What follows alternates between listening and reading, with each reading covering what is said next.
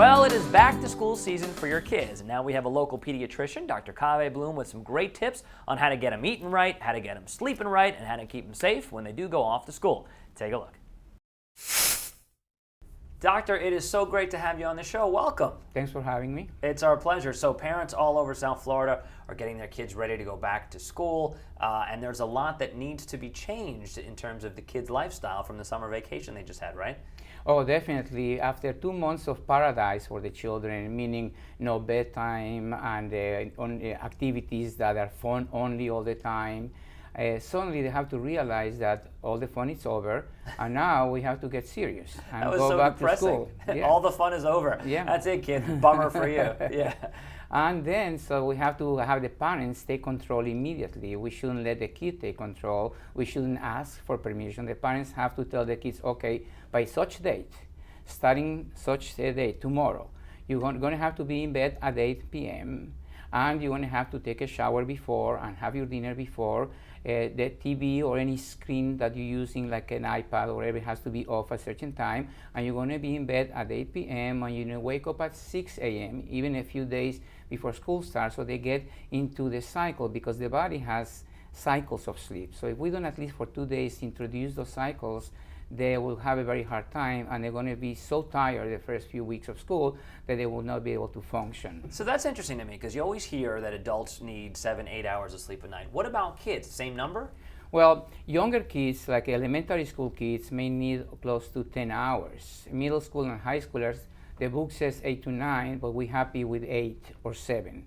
But most kids don't fulfill, especially teenagers, really go to bed at 1, and then they keep on texting the rest of the night. Mm-hmm. So that brings to another point. Kids that own communication media like Facebook and any text messaging they have, the parents have to remove all the communication devices from the room.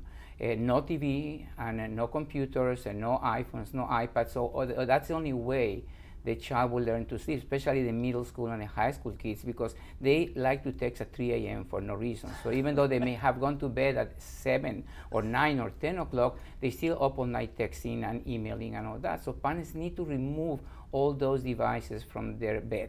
They can do that outside in the presence of the parents. That's recommended, that when they use internet or any of those media, has to be in the living room where the parents are watching, but not in private in the room. It's recommended not even a TV in the room is a good thing. Man, tough to be a kid right about now. Yeah. Let's talk about food. So the kids are eating pizza and cupcakes and drinking soda all summer long, and now we're going to try and get them better eating habits? Yeah, definitely, because we know there are a few studies that were done not too long ago, one of them in a high school in Boca. Kids that were about to take SAT tests were divided in 2 groups. Group 1 was given junk food, cereal. People say cereal is what my son or daughter eat, but cereal is just sugar. There's nothing good about cereal. Nobody has yet invented a healthy cereal, because the only content of any cereal is carbohydrates. So the study that they did in high school, they gave 50% of the kids that were about to take SATs were given cereals or waffles or bagel or granolas, just carbohydrates. The other group was given protein and vegetables and fruit. The group that ate the protein, vegetables, and fruit scored 20% higher on the SAT testing. And then later on, the same company repeated the study with the workers of IBM.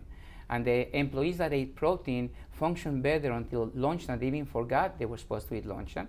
In comparison to those that ate carbohydrates, they were already yawning and hungry by 9 a.m., 10 a.m., looking for a chocolate bar. So definitely, in order for a child to perform well in school, the kids should go to school not with cereal in their stomach. They have to have at least 15 grams of protein and a vegetable and a fruit, and therefore they're going to function much better. Fantastic. Such interesting information. Let's talk about backpacks. You know, this is something that I would imagine a lot of parents really don't think too much about, but in terms of the health risks of, you know, maybe having something too heavy on your kid's back, what are some tips for backpacks and bags? Yeah, there is something that I've seen over the years, maybe in the last 15 years more frequently. I call it the backpack syndrome. Children with chronic shoulder pain, children with back pain, and even they have a pain in their hip because they're carrying 20-25 pounds of books from one class to another, especially when they get closer to high school, and every 45 minutes they need to run from the first floor to the third floor and then back again, and they carry their books everywhere. So there should be a way that the parent and the teacher have to work together to leave some books in the locker room, hopefully. And nowadays we have the option of ebooks. Textbooks in an e-form, electronic form, are cheaper than real books, and at the end of the year, when the child no longer needs it, instead of going to the basement or to the garbage, they just give it back to whoever rented it for a year. So I think the solution for the future to prevent backpack syndrome is to allow children to have ebooks.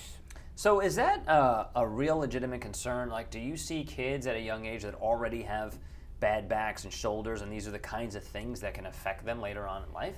Well, we have an issue with childhood obesity. Yep. So the child that's an athlete, that plays basketball and eats protein and vegetables and has cardiovascular exercises, either playing basketball or soccer, often very seldom have any trouble handling a 25-pound backpack. But 60% of our kids are overweight or obese, severely obese. So those kids can hardly move even without the backpack. If on top of that you add 25, 30 pounds on their backs, they already have, their knees are in no good shape and their body is not in good shape, and you add the weight, that may affect them more severely. Who knew school was such a rough thing? Yeah. It's like combat training. Yeah. Not much time left, but the last thing I want to ask you was about lunch. You know, we talked about breakfast and proteins and vegetables, school lunches. What advice do you have for parents? Well, as a pediatrician, and formerly I was in the board of directors on the schools where my children went to, lunch in school is a disaster. Because if you put chicken and salad and eggs and vegetables, only people that eat those are the teachers on a diet. Kids want peanut butter and jelly sandwiches, and they want pasta, and they want rice, and they want beans. Schools like the idea because their budget will go up very, very high if they put good foods. So schools are very happy to give the kids junk food. And that happens at all levels. Even in the pre-K level, when a kid goes to pre-K or even in kindergarten, they get drowned on apple juice and cookies. And one of the biggest nutritional enemies for children of any age is fruit juices. There's no such thing as a healthy fruit juice. They're all loaded with sugar, no matter how natural they are. So between the cookies and the apple juice they get in school all day long, therefore when lunchtime comes, they have no appetite anymore. So I wish parents would be able to send lunch, with the kids, even instead of buying the school offered lunch. And the parent can put tuna and vegetables and an apple, and it's better than the child would ever get in school. This was great. Thank you so much for coming in. If people want to ask you questions, how can they find you? Phone number, website, what do you got? Yeah, if you go to my website, it's www.kaweblum.com, and please spell my last name for the video audience. Right. They will have a lot of advice about nutrition. They can contact me for advice. They can look at my book. I wrote a parenting book that allows parents to help healthy, well-behaved, and nutritionally sound children from birth to age 18. And you're also at West Boca Medical Center too? Yeah, I practice in there also. Yeah. Okay, so you're very findable. Thanks so much for coming in. Thank you. All right, we'll have you back. Thank you very much. Great.